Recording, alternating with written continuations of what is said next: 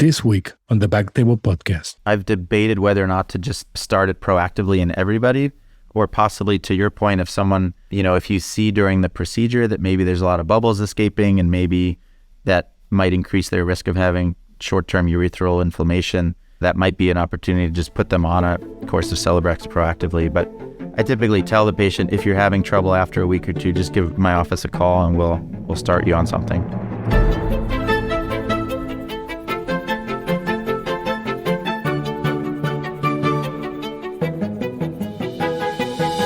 Hello everyone and welcome back to BackTable Urology Podcast, your source for all things urology. You can find all previous episodes of our podcast on iTunes, Spotify, and BackTable.com.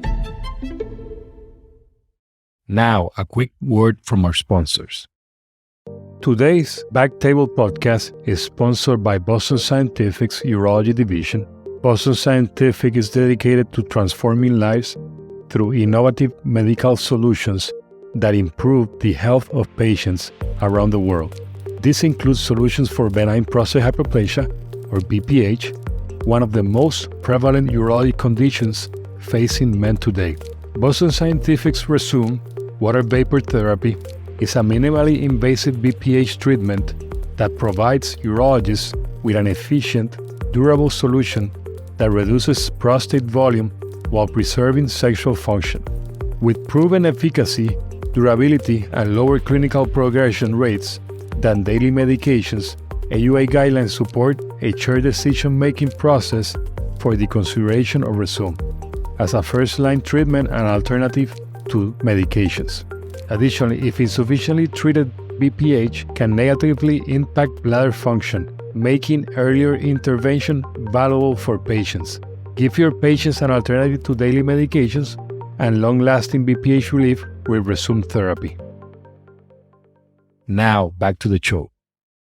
This is Jose Silva as your host this week. Today we have Dr. Seth Bechis. He did residency at Harvard Medical School. After this, he did fellowship at UT San Diego. Dr. Bechis specializes in all procedures of the prostate, including minimally invasive procedures like Rezum, UroLift, robotic surgery, and green light laser. He is designated as a Center of Excellence for Rezum and green light. Currently, he's Associated Program Director for the UC San Diego Kaiser Laparoscopy and Urology Fellowship, and is now an Associate Professor of Urology at UC San Diego School of Medicine. Dr. Bechis says, welcome to BackTable. Thank you, Jose, for having me. Now, I'm very excited to today's episode. BPH is probably one of the most things that I do, BPH and stones, so definitely talking about Rezum and everything that goes with it is very exciting. So, Seth, a patient goes to your office, initial visit. What was the first things you do? Was it the logistic behind the patient? Do you have an MA doing a uroflow? How do you go when you have a new patient in the office? A great question. I think there's sort of two flavors of patients with BPH that I see.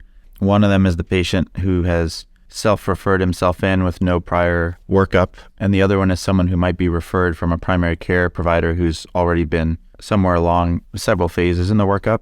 So generally for someone starting from scratch, if they come in complaining of worsening lower urinary tract symptoms, obviously history and physical to figure out a baseline IPSS score and getting a sense of where they are on that pattern. If we have the resources, usually I try to get a urinalysis and a PVR first. I find that a uroflow is nice, but if we haven't had a baseline urinalysis, we usually start with that and a post-void residual.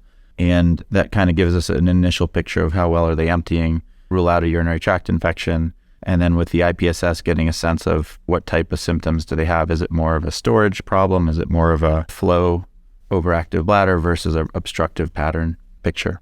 For some reason, I don't know, I'm seeing less of the classic obstructive symptoms. I'm seeing more frequency, urgency, that those are usually more challenging between knowing if it's overactive bladder versus actually the prostate impinging in the bladder. But we can talk about that in a little bit. So in terms of the symptoms, the patient may have frequency, urgency, slow stream. Do you offer first pill, tamsulosin, whatever, any pill, or are you doing more tests prior to doing something? So usually if they're brand new and we've gotten some baseline, it sounds like they have some component of obstruction, like a weak stream or straining to empty or a sense of incomplete emptying. Usually we'll talk about a medical therapy first and a trial. And I usually frame it in the context of this doesn't necessarily have to be a long-term medication. It's just an experiment to see if it works. Because I think some patients come in very open to medications. Others come in because they really don't want a medication. And I think that's important, as we'll come to, because when you think about the surgical management algorithm, I think historically the pathway was to try medicine first. And if you fail medicine, then think about surgical options. And I think nowadays it's a little bit more of a blended picture. So some patients may not want to take a medication or may not tolerate it due to side effects. So I always frame it as, let's consider an alpha blocker such as tamsulosin and see how you respond to it. If you respond really well and you have a significant improvement in your symptoms, then you may find that you're happy and your symptoms are better and that's all you need. And if it doesn't work for you, or even if you decide you don't want to be on it, that's okay, but at least let's try it and see. Because I've found some patients actually have much a greater benefit on it than they thought they would, and then they become more open to that idea versus going on to surgery. Exactly. And I think also some patients, they might be a little bit apprehensive to go to the urologist thinking that you're going to go do surgery immediately. So definitely offering that pill or trial period. And also I think it gives you information and also gives the information to the patient. Hey, we tried it, it didn't work. So it can go both ways. Yeah. And in terms of cystoscopy, ultrasound of the prostate, when would you offer the patient that?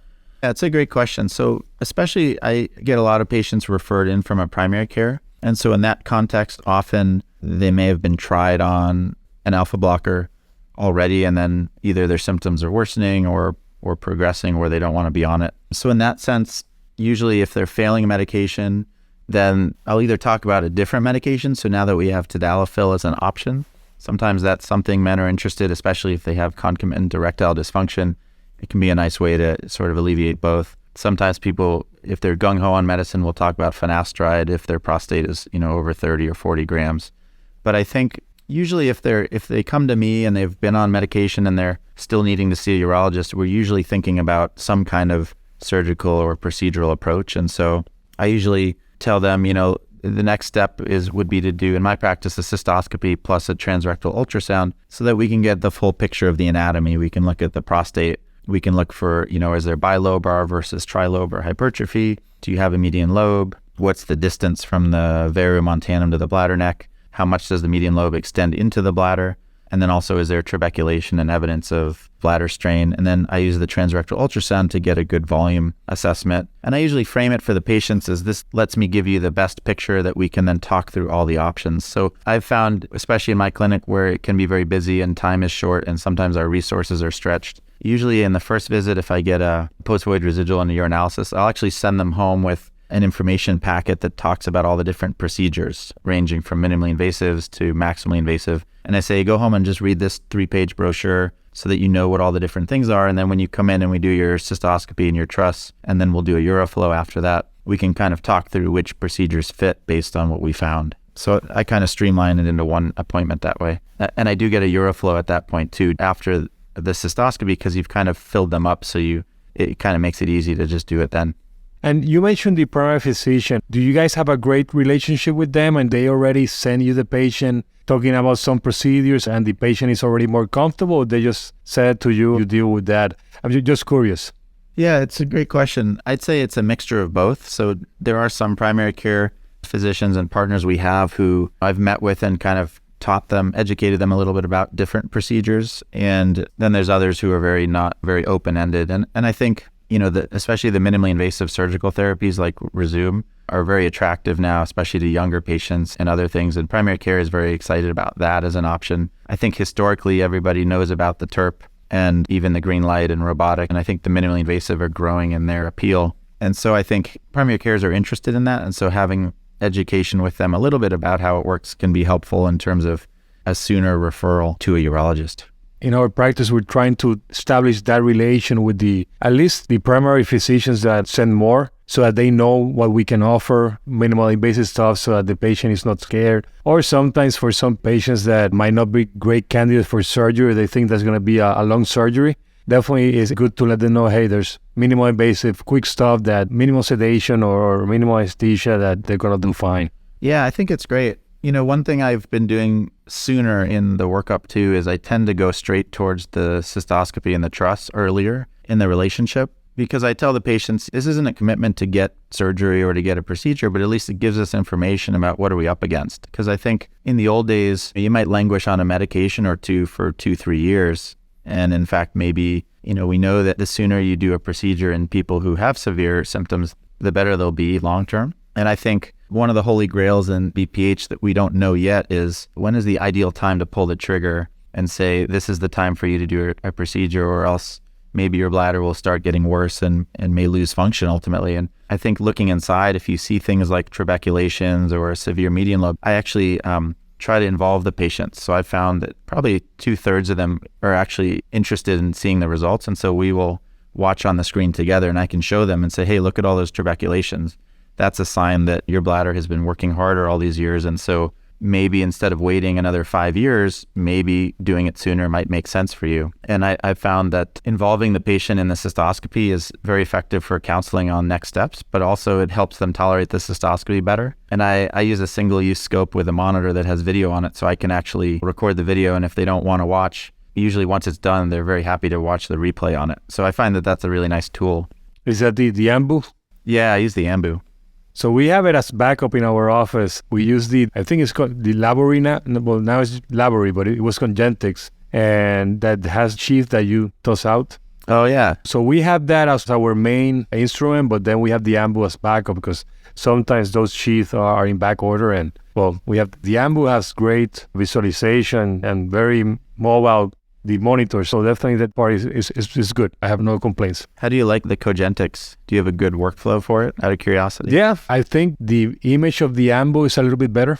I think our monitor has been there for 4 years. I mean, we've been using it for 4 or 5 years. So I don't know if they have a new version now. Yeah. But yeah, well, that's the only thing but everything else it looks good. Yeah, I would say we looked at both of those, and at least in one of my satellite practices where we just have very limited staff. I have one LVN working with me and one MA. So we find that for us, the Ambu is great because I can literally every 15 minutes, I can do a procedure. It is going to be faster, definitely. So for us, that worked out, but they're both great options. Because the other one, yeah, the MA has to go and prepare the sheath, make sure that it's not leaking, make sure that it's in place. But it is a great product also. So Seth, in terms of that patient that you do the cystoscopy, you do the truss, you decide, hey, this is the moment. And well, I'm going to take a pause.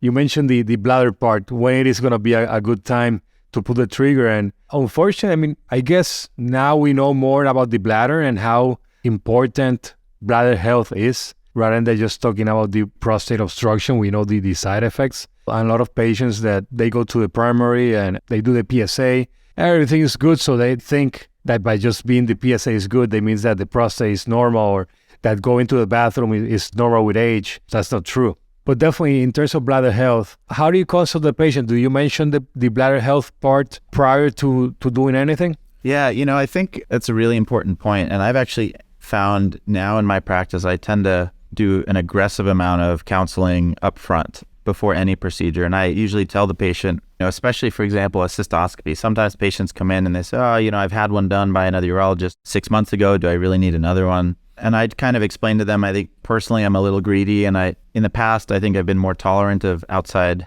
cystoscopies, especially earlier in time. And now I tend to tell the patient, I'd rather do my own and go over it with you because I can really counsel you on exactly how your recovery will go based on things that we might see. And I think patients really appreciate that. So I think preparing them for all the potential side effects after a procedure, if they're over prepared, I feel like they tend to do much better and they end up actually not having as many severe symptoms, probably because they're prepared for it. So I find showing them the bladder and saying, hey, look, your bladder is really trabeculated. Or another one is if they comment that they have storage symptoms. I get a lot of people, especially people in their 70s, who come with severe nocturia. And I tell them, to be fully transparent, if you have 4 times a night that you're waking up, this procedure is probably not going to get you down to 0. I usually quote them half.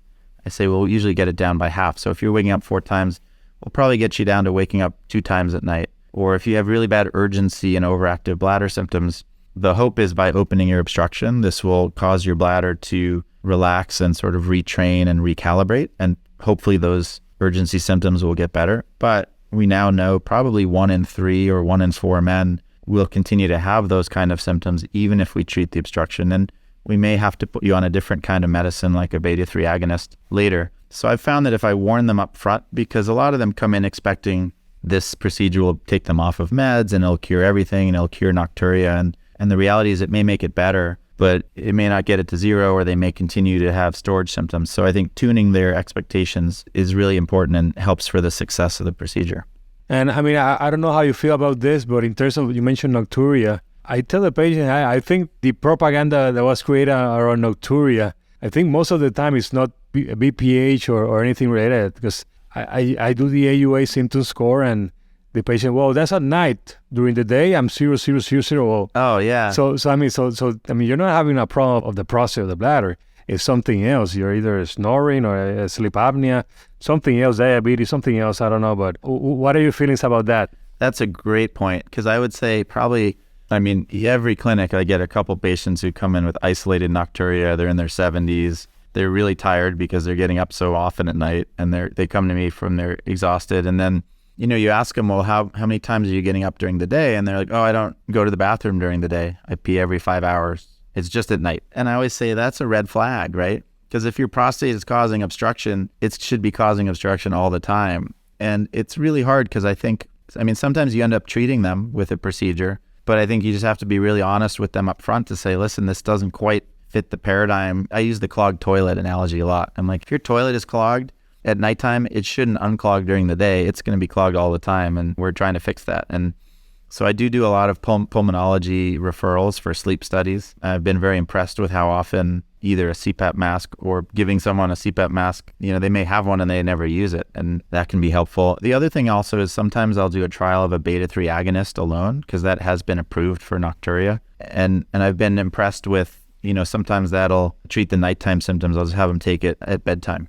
So definitely that's something that I didn't know about that. I mean, I use it sometimes just to see if the patient has overactivity, but I didn't know there was actually a study and there was data about it. So that's great. But yeah, I definitely send patients for referral for the sleep study, because just like you said, the prostate should be obstructing 24/7, not just at night. But I'm going to steal that analogy.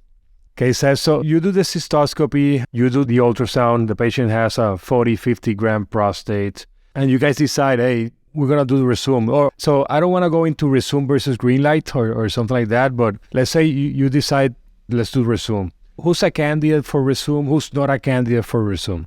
So I think, especially with the era of the MIST therapies, right, the minimally invasive surgical therapies, it's really changed the landscape a little bit. The nice thing about Rezum is pretty much everybody is a candidate if they meet the size criteria.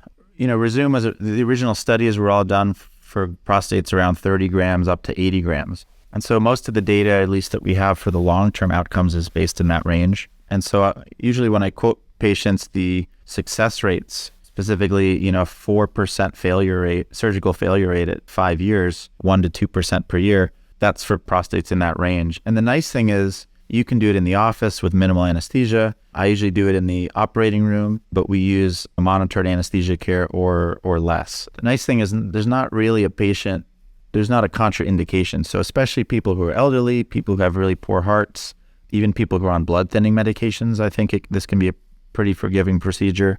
Young men. So it's kind of nice. I think the old paradigm of, oh, you're too old or too sick to have a TURP, you could have one of these procedures instead. And so that's been really nice. I think the other point, in who is a candidate, I think the main decision tree is probably, in addition to using size, it's probably anatomy and then also sort of patient preference on outcomes. So if we think about like comparing a MIST like Rezum to a TURP, a green light, I think, there's some nuances there, but kind of the extreme examples often, if someone has more severe symptoms, let's say they're in retention or really have a high IPSS score, something like a surgical procedure will treat the outlet immediately. So the next day or whenever you take their catheter out, if you void trial them, I tell them they'll be peeing right away. They might have some symptoms and have a period of kind of bladder retraining that they have to go through with some urge and maybe urge incontinence, but they'll have a quick resolution of their symptoms and then they have to kind of get through a recovery. In contrast, the Rezum treatment may take 6 weeks to 3 months to see a gradual improvement in your symptoms, but because it's gradual, you don't have an extreme recovery period per se. So you can get a Rezum and you can be pretty active. You can go out and do heavy lifting and do sports sooner. There's not really a lot of restrictions. and you may have some irritative symptoms, but in general, it's relatively minor. So I think part of that is important too, especially when you have someone with a 50 to 80 gram prostate, is what are your goals in recovery? And then also the ejaculation question. So preservation of antegrade ejaculation, how important is that? So for some men, it can be very important. I usually joke that I say, most men in your age group who come to me for trouble urinating aren't looking to still have kids, but that would certainly be a consideration. So that's another area. But that's kind of how I draw that broad strokes between a minimally invasive and a more involved surgery, is kind of the immediate versus the more gradual improvement. And you mentioned the overactivity symptoms afterwards for those patients that have been obstructed for a long time. I think we definitely will resume. I don't see that severe because it's a gradual process versus the immediate relief of the obstruction. So for some patients that I have had that for 2 months, maybe even 3 months, they have been miserable just with severe overactivity.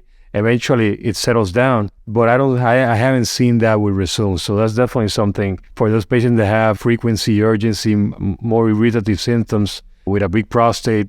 They do good. Yeah, that's actually a really good point. I see the same thing, and I think after you make that point, I may even lean towards that a little bit more in the patients who have a lot of storage symptoms and urgency frequency. All else considered, if all else is equal, that may push me towards the Rezum, just because they have don't have a severe change in their symptoms during recovery. I'll give you my story when I started doing Rezum. I started doing Rezum because patients wanted. I didn't believe, or I wouldn't say that I didn't believe in the technology, but it's different than with a TURP, you see the opening. With a laser, you see the opening. So with Rezum, you need just to trust on the procedure, trust on the technology, and the mechanism hopefully will work at some point. So I think my first 3 Rezums that I did, the patients wanted it. And I did the first ones and the patient did great, and then I have been doing a lot. How was your experience? Yeah, I would say it was very similar. I think I was very excited about it when it first came out because I think compared to other procedures, so I did UroLift and Greenlight and TURP, and for UroLift, there's anatomical considerations. So you have a median lobe, for example. And the nice thing here is it's a little bit more agnostic.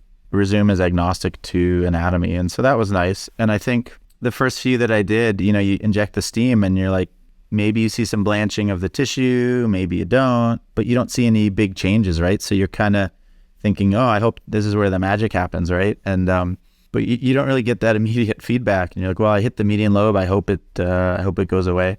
And yeah, to your point, I think people do really well. I've done cystoscopy on a few of them for other reasons afterwards, for a recurring stricture or some other things, and I've been very impressed by the defect that's created. I mean, you can really see down to the capsule.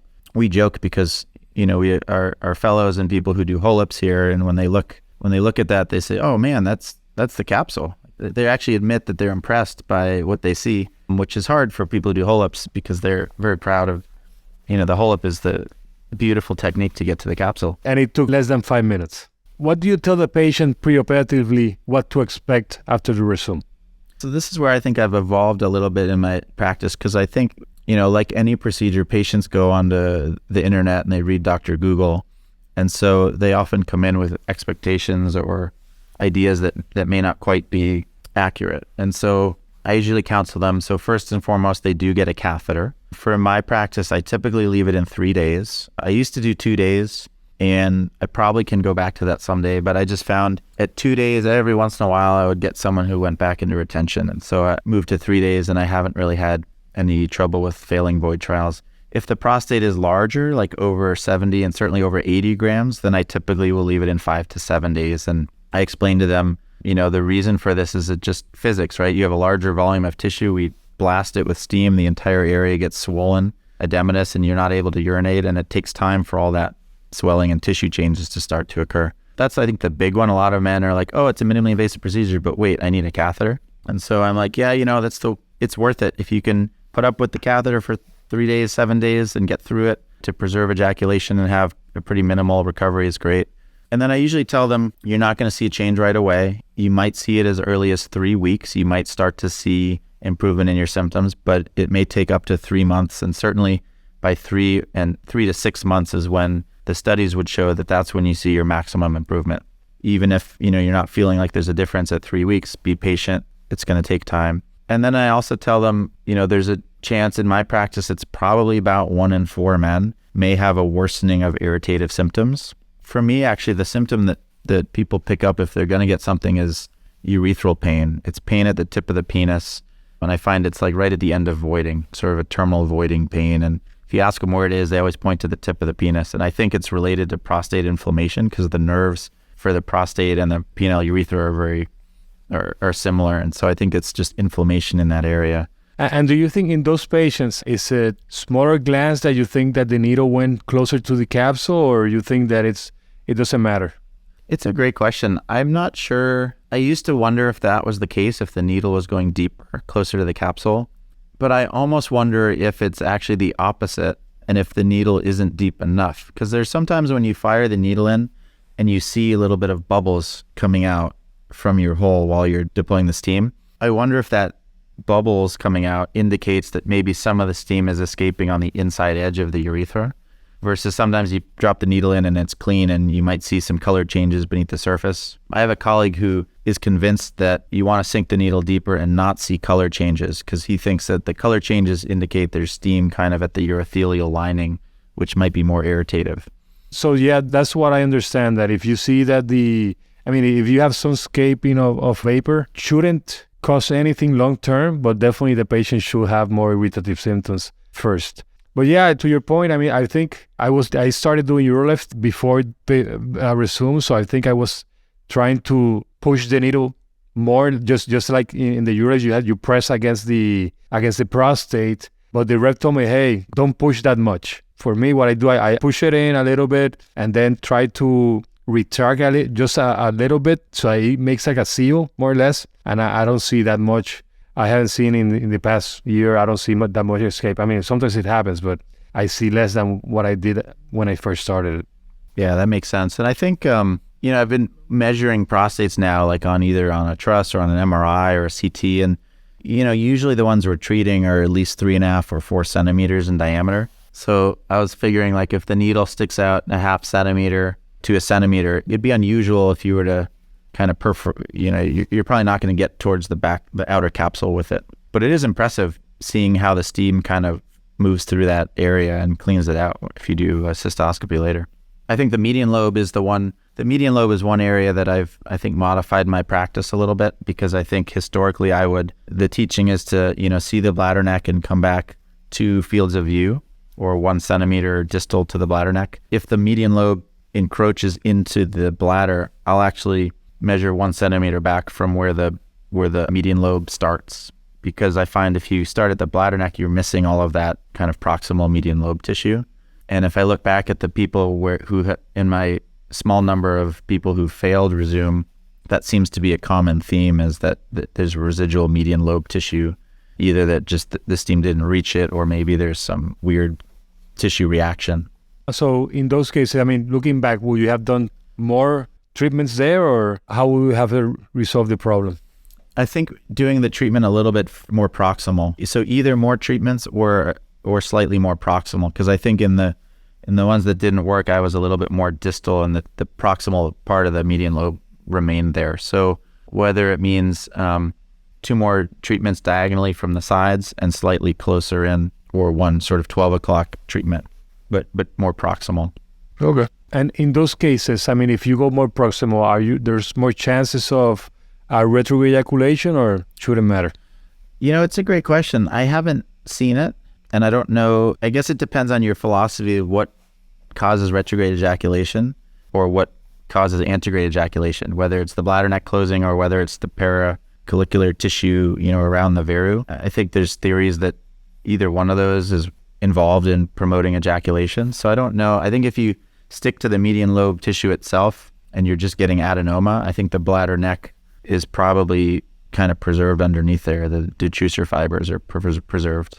We know in some of these new treatments like the water jet therapy, where they're treating the entire bladder neck and doing that butterfly cut, where they seem to be able to preserve ejaculation. So maybe it's, more important to save that tissue by the veru than it is the bladder neck. Okay. And in terms of, can you walk us through, let's say a 40-gram prostate, you go in, how do you do the procedure? Yeah, so in my institution, we do them in an outpatient surgery center, just because it's we have a high efficiency there. And then I've never met a patient who didn't appreciate taking a quick nap while the rigid cystoscope was put inside them. It's funny because I see patients who've had other procedures done in the office. You mentioned the option of going to the operating room and they're all like, oh, that sounds amazing. They're like, I did it once in the office. I had that rigid thing stuck in there and it may not have been painful, but it certainly was still memorable. And so for us, offering it in the surgery center is a nice plus. And then we can titrate. So the anesthesiologist will adjust. Usually we do a monitored anesthesia care. They just have a oxygen mask on them or they're hand masking. Typically I use a Urojet for lidocaine jelly either before or at the end of the case. Typically we use a small amount of propofol if it's monitored anesthesia care. And then basically I'll insert the scope, and once we get inside, sort of investigate, is it a bilobar prostate or is there a median lobe involvement? And then really the first step is measuring that distance from the bladder neck to the verumontanum. So you can withdraw the scope. Each field of view on the scope is a 0.5 centimeter. So if you withdraw and it's 4 fields of view, then it's probably about 2 centimeters. And so potentially you'll give 2 treatments on each side, potentially. I say potentially because sometimes the prostate is oriented more horizontally and sometimes it's oriented more vertically like a football. And so if you have like a vertical football orientation, the distance from the bladder neck to the veru may only be 1 centimeter. So you can do 1 treatment in the lateral lobes, and then you may actually do a treatment sort of anterior or posterior. So you might do 2 treatments, but more in a vertical orientation than in a horizontal one. And then typically I'll do 1 centimeter between the treatments. So I come back from the bladder neck, do a treatment, then I'll rotate to the other side, do a treatment, and then I'll come back again and then double check where the verumontanum is first and make sure I'm still, proximal to that, and then do a treatment. And then if it's a median lobe, I'll either do a single treatment at 12 o'clock, or if it's larger, I'll do 2 treatments sort of at a 45-degree angle from the sides. We're actually looking at a multi-institutional data set that we've put together with 600 Rezums right now. And one thing that we're finding, and there's been a publication on it called Less is More, and we're finding that if you give 2 or 3 treatments versus 1, it actually looks like by the time you get to 3 to 6 months, the end result in terms of IPSS score is the same. The only difference is in the short term, you may have less irritative symptoms in the patients who get less treatments. So it's something that I've started to do is I tend to favor, if it's all kind of equivocal, like if it's looking like 2 versus 3 treatments, I'll actually lean towards 2 treatments. And if I can do just 1 treatment, I've been doing that too. And patients seem to do great. The data is early though, so obviously we only have about a year's worth of follow-up. So it still remains to be seen if it's durable. But I think something to think about, especially if you have a patient who's concerned about irritative symptoms, is just err on the side of less rather than more. And that's something that thankfully I started doing Rezums after we knew that less is better. Because I know I have seen patients from other urologists that did it when it first started, that they were just doing multiple treatments or too many treatments, just having the full 13 treatments in a small prostate, and those patients are miserable. They persist with that irritation. So definitely, thankfully, I started doing the less is better, and the reps were really great. Just say, hey, trust the technology. The patient's going to do good. And it's something, like I said, the instant gratification that you get from TURP or green light or Europe, you don't get it with Rezum, but you need to trust the technology. Yeah, so you mentioned 2 or 3 days with the catheter. After the procedure, what medication do you use for the patient?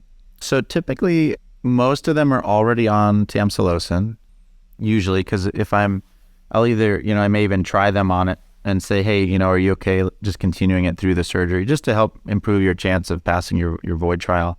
So if they can tolerate it, I'll have them on that already. And then typically, I give everyone intraoperative dose of IV antibiotics. We use a hospital nomogram to determine that. And then I usually send everyone home on Bactrim until the catheter is removed. And I've found that has 2 benefits. One is I was actually surprised that there were, a few people who were getting urinary tract infections from the catheter removal procedure. So I found that giving them Bactrim until then really reduces that. And I do think that there is an anti-inflammatory component to Bactrim, which also helps kind of shrink the prostate, I think, early on, and kind of gets that inflammation down sooner so that they'll be voiding sooner and kind of recovering faster.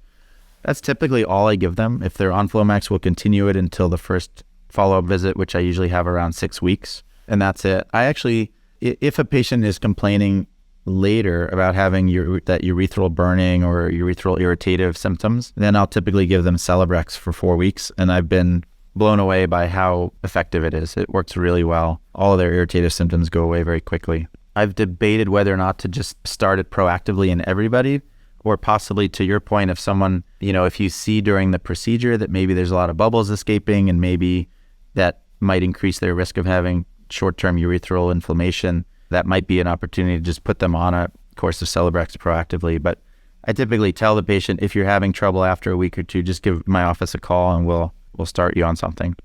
So I use Meloxicam because it's what I was using for green light. I started using Celebrex for testicular pain, and it's been amazing. So yeah, I'm probably gonna start using it for Rezum also. I have to give credit to my men's health colleagues because they use it a lot in the groin pain arena, and then I found it works really well for inflammatory related stuff. I'm gonna take that also and start using it for the prostate, because I usually just for the groin, but not for the prostate. I'm gonna start changing my post-op orders in Epic. Some people I know will give like a short course of steroids in that first week, which I think probably just helps reduce the inflammation from the swelling. I haven't routinely done it. I think the Bactrim kind of serves that same purpose for me, but just something that I think is a nice additional option. If you have someone who maybe fails their void trial or they're having kind of struggling with a weak stream, a short course of steroids might, be helpful. And you use a Z-Pack or what do they use? Yeah, I think a Z-Pack, probably the easiest, just kind of the short taper. Yeah, for some reason, I don't use steroid. I don't know, during residency, they got a bad rep or something, but I don't use steroids in our practice. Don't know why. Me too. We were kind of taught that, if you're already giving antibiotics to reduce your risk of infection, I always worry with steroids, does that, potentially worsen your chances of preventing an infection? Who knows? It's probably just how we were trained. So Seth, you mentioned the patient, you see it 3 days after we do the volume trial, and then 60 weeks after. And then what? If the patient is doing good, symptoms are better, 3 months afterwards, or when do you see them again? Yeah, so they'll have a nurse visit at 3 days to take out the catheter. And then I'll usually see them around 6 weeks. And partly research driven, we'll typically do a PVR and a Uroflow, partly for academic kind of collecting our data on it. And then if they're doing well, I'll usually see them back at 3 months. And then we'll definitely do an IPSS and a Uroflow and a PVR and compare it to the pre-op. I think, some early data we're finding is maybe the IPSS score early on is an indicator of whether they're going to have some irritative symptoms during the recovery. So I think at that 6 week mark, if they had some short-term irritative symptoms, they would be gone by then. I usually joke to the patient before surgery, I say, I'm going to wait till 6 weeks to see you because then you'll be, really on the road to improvement. But if they are having trouble at 6 weeks, that's when I might, if I haven't considered Celebrex, for example, I'll try that. Or rarely would I add like a beta-3 agonist, although it's pretty unusual, to be honest. Usually at 6 weeks, they're doing really well. So then I'll do a 3 month follow-up. And then usually after that, I joke, we had a MA who would make a certificate of graduation. And so we would give it to them at the 6 month or at the 3 month visit, or even the 6 month, and then send them on their way. I'm going to steal that one as well. That's an excuse to just get one patient out of the office and try to get new patients in. Giving them a certificate is great because otherwise they always want to keep coming back every 3 to 6 months. And they're like, they're so used to that from having medicines titrated. And you're like, you don't need that anymore. Once a year, or just see your PCP and give me a call. I would say, obviously, following their PSA annually, even after this procedure, but I usually defer that to the primary care, if possible, just to free up space to see new patients.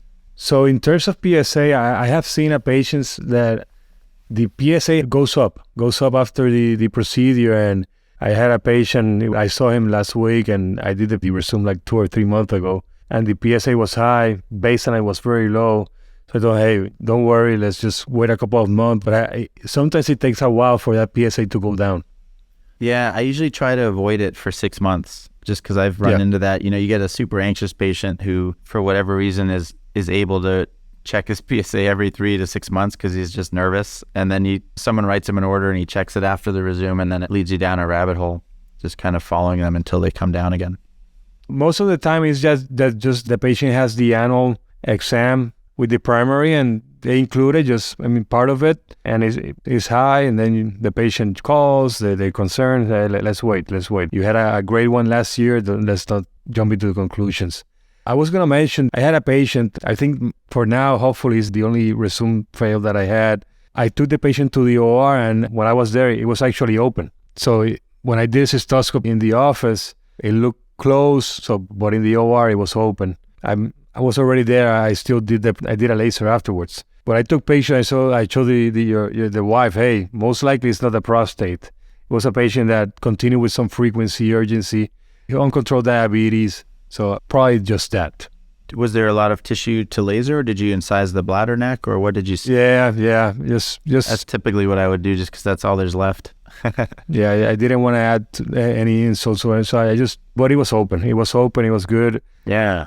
I usually, when I do the green light, I do a barrel shape, so I open up the lateral lobes more, but it was nothing. I mean, it was open. Yeah, I think that's probably the one area that I think in general, I know we touched on it earlier, is that the days of seeing like just a purely obstructive picture seem to be less frequent. Patients have more and more of these mixed pictures, and maybe that, I don't know if that's just because there's more prevalence of diabetes and metabolic syndrome and obesity, or maybe people are just having more bladder changes from obstruction and they're getting this urgency, frequency stuff. But I think it's tricky. You just have to really counsel them, because there are times where, you do a great procedure and you feel like it's going to be perfect, and then they come out and their flow is stronger, but then they're like, yeah, but I'm still having all these other storage symptoms. So I think that's the one population where sometimes it's tricky, because sometimes you still need to treat the outlet just to rule that out and to say you've done it. Because if you just treat the overactive symptoms, you're like, well, I don't know. And exactly, yeah, you do the urodynamics after, and it gives you mixed results, some overactivity, but there might be some outlets still, and it forces you to go to take the patient to the OR again. Yeah, the equivocal for obstruction is the worst. Exactly. It's like moderate detrusor rise with low flow, equivocal for obstruction, and you're like, great, now what do I do? You need to tell the patient, hey, we need to do it again or something, do something. But I take pictures and, hey, you look open. So, let's see, I open a little bit more, but it was open. I would say that's another point I forgot to mention earlier when you're counseling them up front about their options. Sometimes if a patient is like, I don't know, mid-60s, sometimes they think that maintaining antegrade ejaculation is really important for now. And so that's another point that I forgot to say that I'll mention is I'll say to them, the nice thing about this procedure too is, let's say you get it, and let's say you're one of the unlucky 4% who needs another retreatment. In 5 years, maybe by then we could either do it again, or by then, if your priorities change and, maybe preserving ejaculation is less important, you could always do, a different procedure then if you need it. So I think the nice thing is it gives you that flexibility. You don't really take anything off the table early on. I kind of joked, I used to joke with patients that I think every man when they hit 55 or 60 should just get a prophylactic Rezum, kind of keep things open. That's the thing. I think I see everyday patients. I have a big prostate. Your symptom score is 0. No, but I have a big prostate. We don't do anything about that. We treat the symptoms. But yeah, at some point, I think we're gonna start doing something like that, because the patients want it. And if eventually, in a couple of years, they're gonna have problems, that's the thing. We don't know who's gonna have problems or not. But maybe there's gonna be data in the future that prophylactically we're gonna be doing Rezums. Yeah, that's the holy grail, right? Like, when do you pull that trigger? Exactly. So Seth, anything else you want to add? No, I think this has been great. I think one of the exciting things in this arena that we talked about is just, how prevalent BPH is, right? So many men have it. It's such an expensive, costly disease to the healthcare system. And obviously you're balancing functional outcomes, but also quality of life and symptom score and patient satisfaction. So, there's so many options out there, but I think really customizing your treatment plan with the patient's goals is important. And I think that's probably partly why setting expectations up front and kind of talking through. And I think at least the approach I take is really trying to make sure every step of the way they understand the next step and what are the outcomes. Because I think, there's often many ways to treat the same problem, right? But having the patient buying into their treatment plan is ultimately, really important. Exactly. That's beautifully said. And looking forward also for the next indications of Rezum. I heard that they're expanding the indications for bigger prostates. So hopefully they'll come out with the data soon and we can offer it to more patients. Yeah, that'll be exciting. I know they're working on it. So, Well, Dr. Bechis, thanks for being in BackTable. thank you so much, Jose. This is great. Great talking with you.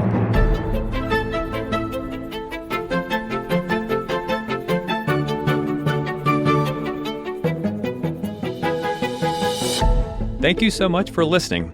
If you haven't already, make sure to subscribe, rate the podcast 5 stars, and share with a friend. If you have any questions or comments, DM us at _BackTable on Instagram, LinkedIn, or Twitter. BackTable is hosted by Aditya Bagrodia And Jose Silva. Our audio team is led by Kieran Gannon, with support from Josh McWhirter, Aaron Bowles, Nick Shellcross. and Ness Smith-Savadoff. Design and digital marketing led by Brian Schmitz, with support from Devante Delbrun. Social media and PR by G. Ding. Administrative support provided by Jamila Kennebrew. Thanks again for listening, and see you next week.